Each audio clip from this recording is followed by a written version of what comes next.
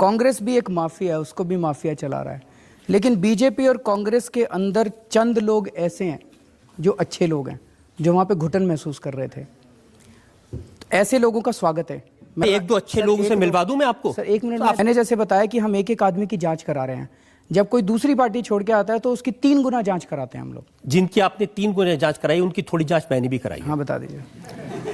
उत्तम नगर विधानसभा से आपने टिकट दी है देशराज राघव को। इनको माना जाता है राशन माफिया। मिलावट का सामान बेचते हैं, पत्नी के नाम पे, बहन के नाम पे, परिवार के नाम पे, और ये सारी डिटेल्स आरटीआई से निकाली हैं। आप चाहें तो मैं आपको पूरी डिटेल दिखा। मेरे को सारी पता है सर, मैं अभी बता देता हूँ सर। अच्छा, आपको पता है, उसके बावजूद आपने इनको टिकट दे दी? मैं नहीं पूछ रहा, माफिया तो ये है जिनको आपने टिकट दिया है। बात तो बता दूं आपको पूरी।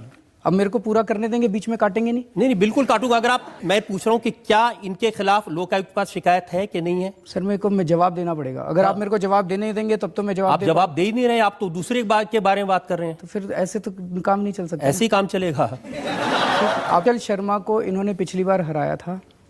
आप अचल शर्मा के पीछे पड़े आप? सर ये अचल शर्मा की कंप्लेंट है, ये अचल शर्मा की कंप्लेंट है। मैं आपसे पूछ रहा हूं कि देशराज राघव सर ये नहीं है उनके दुकान, एक भी दुकान देशराज राघव के सामने अगर आप साबित कर दें, हम अपनी पार्टी बंद कर देंगे। नहीं ये प्रूफ है, ये आरटीआई से इंफॉर्मेशन आई है। ये प्रूफ है, ये आरटीआई की इंफॉर्मेशन नहीं है, ये अचल शर्मा की कंप्लेंट की कॉपी है। ये कंप्लेंट की कॉपी, हाँ लोकायुक्त से आई है। अब मैं आपको कंप्लेंट तो कोई भी कर सकता है। अगर आपको आरटीआई का शौक है, दिखाइए। ये लीजिए आरटीआई, ये आरटीआई की कॉपी है। इसके बाद भी एक और आरटीआई हुई थी, इसके बाद एक और आरटीआई आई थी। एक मिनट सुनिए। क्या बात हुई? ये आरटीआई दे दी आपने, इसके बाद एक और आरटीआई होगी। सुनिए तो सही, आप मेरी बात नहीं सुन रहे। ये जो आरटीआई आई थी, एक मिनट, ये देशराज राघव के खिलाफ एक आरटीआई है। हाँ। लोकायुक्त की अगर आप पूरी कंप्लेंट पढ़ें, लोकायुक्त की कंप्लेंट में लिखा हुआ है कि उन्होंने अचल शर्मा ने एक आरटीआई डाली जिसके अंदर उनको एक इन्फॉर्मेशन मिली। उसके बाद उन्होंने दूसरी आरटीआई डाली जिसमें डिपार्टमेंट ने ये कबूल किया कि हमने जो पिछली आरटीआई का जवाब दिया था वो गलत था और देशराज राघव के नाम पे एक भी दुकान नहीं है। देखिए, आपके समर्थक के बारे में इल्जाम लगे तो आप एक आरटीआई, दूसरी आरटीआई, लोकायुक्त ये सब करने लगते हैं। किसी दूसरे के बारे में इल्जाम लगे, सबूत हो ना हो, आप इल्जाम लगा देते हैं। सर मैं जिस देशराज यादव की एक इंटरेस्टिंग बात बता देता हूं, ये तो छोड़ दीजिए। चलिए, आप कह रहे हैं पहली आरटीआई, दूसरी आरटीआई।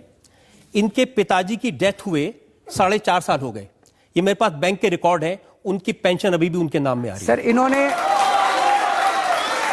इन्होंने देशराज राघव ने बैंक को और डिपार्टमेंट को उसी टाइम लिख दिया था। अगर आप मेरे को बताते, इतने दूध के धुले कि बैंक को कह दिया पिताजी के पेंशन मत देना, मरे हुए 4.5 साल हो गए। कह दिया था सर। क्या बात कर रहे हैं? मैं आपको चिट्ठी की कॉपी दिखा देता हूं, मैं आपको चिट्ठी की कॉपी दिखा देता हूं। बैंक की कॉपी है, अभी हाल ही में बैंक में जमा हुए पैसे। हाँ तो सर इसमें से उन्होंने 4 साल पहले जब उनके पिताजी की डेथ हुई थी, उन्होंने जो चिट्ठी लिखी थी बैंक को, वो चिट्ठी की कॉपी अगर आप मेरे को पहले बताते, मैं वो सारे सबूत लेके आ जाता आपके पास। आप पहले आदमी जो मुझे कह रहा है आपकी अदालत में आया तो मुझे पहले बता देता क्या जरूरत है। तो सर अगर आप ये डॉक्यूमेंट्स दिखा रहे थे, ये तो वन साइडेड डॉक्यूमेंट्स है ना, ये तो वन साइडेड डॉक्यूमेंट आपने भी, मैं आपको काउंटर देने के लिए तैयार हूं। जब लोगों पर इल्जाम लगाए हैं ना, तो वन साइडेड डॉक्यूमेंट पर लगाए हैं। हाँ तो सर आप तो उसके बाद आप जब प्रेस कॉन्फ्रेंस करते हैं जिसके खिलाफ में, उसको पहले बता देते हैं मैं आपके खिलाफ ये बोलने वाला हूं, अब जवाब लेके आ जाओ।